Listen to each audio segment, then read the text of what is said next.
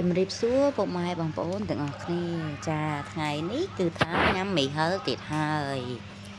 ទើបតែទេកំងគេមុននឹងឯងណាពុកម៉ែបងប្អូនហើយគឺថាទេទៅប្រាប់គាត់ថាបងអើយកុំយូរពេកបានលឿនមកគេមែនបិទផៃជា7-8នាទីហ្នឹងក៏បានរបស់ហូបទៅដោយចាឥឡូវនេះគេចាប់ផ្ដើមបើកវា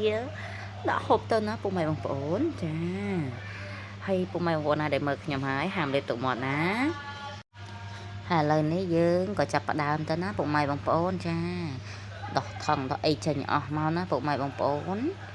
ចាប់ផ្ដើមស្រែកស៊ូស្រែកអីចេញទៅចាក់ទឹកមីហឹលចូលតែម្ដងណាពុកម៉ែបងប្អូនហើយបន្ទាប់មកទៀតយើងក៏ញុំវាច្បល់ចុះច្បល់ឡើងឲ្យវាចូលជាតិចូលទៅអីទៅណាសិបមើលអស់មកលុយចាគឺថាអូនិយាយពីថាពេលដែលហូបហ្នឹងគឺថាជាតិទោះតែមែនតើណាពុកម៉ែបងប្អូនគឺថាឆ្ងាញ់ណាស់ពុកម៉ែបងប្អូនអើយហើយនិយាយពីថានោះមួយនៅមកកំប៉ុងហ្នឹងគឺថាទឹកតែអ៊ូខុង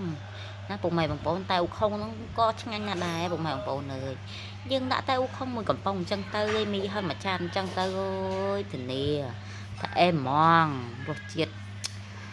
វាឆ្ងាញ់ជាប់ចិត្តត្មងណាពុកម៉ែបងប្អូនហើយទឹកហ្នឹងយើងសម្រាប់គឺថាពេលដែលយើងហឹលខ្លាំងក៏ចាប់វាមកក៏លុកក៏លេងតិចតួចចឹងទៅហើយក៏យកវាមកបឺតគ្រឿបទៅពុកម៉ែបងប្អូនបឺតជីបទៅណានិយាយពីថាអញ្ចឹងគឺថាខ្ញុំមកចំណងចិត្តគឺចូលចិត្តមីហឹលត្មងណាពុកម៉ែបងប្អូនហើយនេះខ្ញុំហូបបដាឥឡូវខ្ញុំបកសបកបកងបដាណាពុកម៉ែបងប្អូនប៉ុន្តែបើសិនជាមាននៅណាសាច់អីជក់ក្បាលជក់អីទូចចឹងខ្ញុំទុកជក់យកជាតិកុំឲ្យវាខាតណាពុកម៉ែបងប្អូនអញ្ចឹងទៅណា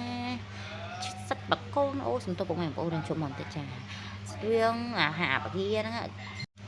គឺថាសាច់វាមានជាតិផ្អែមទួតែមែនតើណាពុកម៉ែបងប្អូននេះក្បាលវាទៀតក្បាលវាបកមកជក់យកជាតិអស់ហើយចំបោះចោលណាពុកម៉ែបងប្អូន